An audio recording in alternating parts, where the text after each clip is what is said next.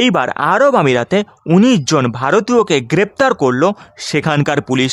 আর যাদেরকে গ্রেপ্তার করা হয়েছে তারা সবাই ভারতের থেকে আরব আমিরাতে গিয়েছিল কাজের উদ্দেশ্যে। আর এখানেই প্রশ্ন উঠেছে যে হঠাৎ করে এত বড় একটা অ্যাকশন সেখানকার পুলিশ কেন নিল। যদিও এখানে আমি বলে রাখি যে শুধুমাত্র 19 জন ভারতীয়ই নয়, বরং মোট মিলিয়ে এখানে 35 জনকে অ্যারেস্ট করা হয়েছে, যাদের মধ্যে পাকিস্তান, নেপাল এবং বাংলাদেশের নাগরিকও রয়েছে। আসলে এখানে আরব আমিরাতের সরকারের পক্ষ থেকে যেটা জানানো হয়েছে যে এই 35 জনের বিরুদ্ধে অভিযোগ রয়েছে যে তারা সোশ্যাল মিডিয়াতে ইরানের হামলা করা নিয়ে ভুল তথ্য ছড়িয়ে দেওয়ার চেষ্টা করছিল। আর সেই ভিত্তিতেই আরব আমিরাতের পুলিশ তাদেরকে অ্যারেস্ট করে নিয়েছে।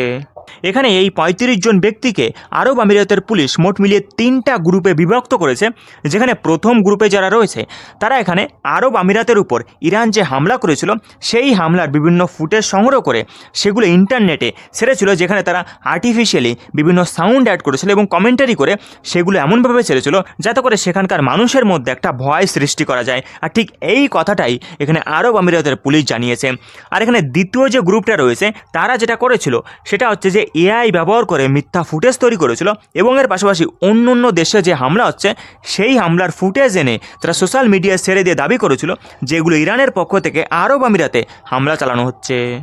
আর এখানে যে তৃতীয় গ্রুপটা রয়েছে যেখানে বেশিরভাগই পাকিস্তানের নাগরিক রয়েছে, তারা যেটা করেছিল সোশ্যাল মিডিয়াতে বিভিন্ন রকম ভিডিও আপলোড করে তারা ইরানকে গ্লোরিফাই করার চেষ্টা করেছিল। অর্থাৎ ইরানের মিলিটারি এবং লিডারদের তারা বড় সড়ো করে দেখানোর একটা চেষ্টা করেছে, যেখানে ইউএইকে একটা দুর্বল দেশ হিসেবে দেখানো হয়েছে। আর এই সব অভিযোগের ভিত্তিতেই এই 35 জন প্রবাসী ব্যক্তিকে এবার অ্যারেস্ট করে নিয়েছে আরব আমিরাতের পুলিশ। আর এখানে আমি জানিয়ে রাখি যে আরব আমিরাতে এই ব্যাপারগুলো নিয়ে একটা কড়াকড়ি নিয়ম রয়েছে।